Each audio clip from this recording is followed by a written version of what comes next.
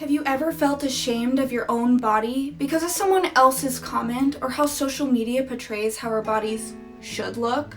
If the answer is yes, then you're not as alone as you might think. Letitia Ahrens with LetitiaAhrens.com here, and today we're breaking down how shame has the power to tank your body image and how we take that power back to build long-lasting healthy mindset habits. It's first important to understand that shame is different than guilt. Shame has us believing that there's something internally wrong with us as human beings, whereas guilt actually gives us the power to see the fault in our actions or thoughts rather than who we are as people. The best way to explain this difference is by giving you a real-life example. In the past, I've allowed shame to dictate who I am by believing that my genetics controlled the size of my thighs, how much I weighed, and my lack of ability to make a significant change to my body. I've allowed the media to fuel my disgust towards my love handles, and my breast size. Peers have shamed me on the size of my big toe, the bump on my nose, and the fact that my thighs are not proportionate to my calves. This shame led to yo-yo dieting, push-up bras, and I even went as far as not allowing myself to wear sandals or skinny jeans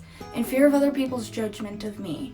That is shame. That is the belief that there must be something wrong with me. And that's what turned into spiraling depression. You see, shaming another human being is never going to result in positive change. Even if you had good intentions, making someone feel worthless about themselves only pushes feelings of depression, anxiety, and emptiness.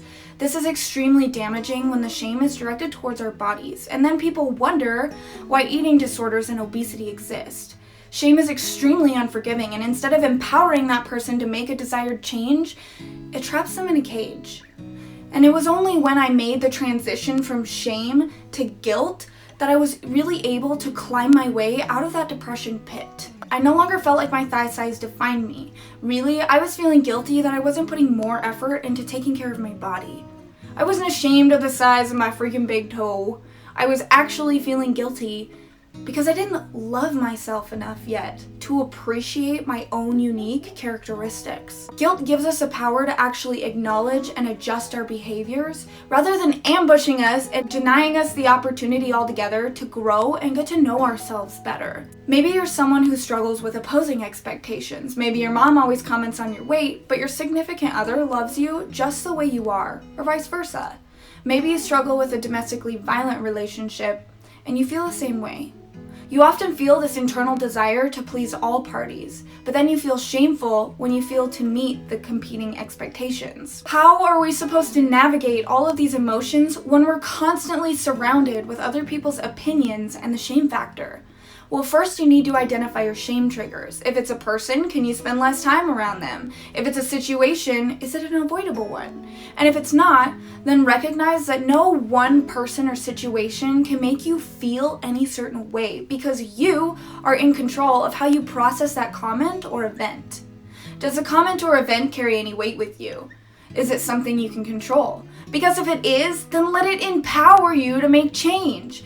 And if it's something that you can't control and it just makes you feel bad, then bless and release. Because it says nothing about who you are or what you need. 2, reach out to somebody that you can trust to gain clarity. They may even end up having a similar thought pattern on how they view their bodies. And that can really just help you feel less isolated in how you feel about your situation. 3, start where you're comfortable. This could be eating out less, it could be having a conversation, maybe confronting a stranger before you confront your mom, or whatever fits your situation.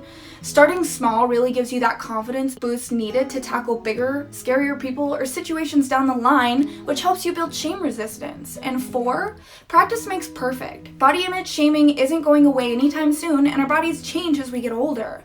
So constantly practicing shame resilience is what's going to build those long-lasting mindset habits. So remember, identify your shame triggers to build awareness, reach out to someone you trust, start where you're comfortable to build confidence, And never expect perfection. Give yourself some grace and know that practice makes progress towards shame resiliency. If you enjoyed this week's Mindset Monday topic on how shame destroys your body image, then be sure to stop back in on Wednesday and Friday, where we'll be discussing how shame also affects our workout habits as well as the foods that we choose to eat on a day-to-day basis. Also, make sure you like and subscribe to hear more weekly content framed around how to build long-lasting mind, body, and food habits. Check out the resources below I recommend that are in relation to this week's topic for a deeper dive into changing your mindset, and I look forward to seeing everybody next week.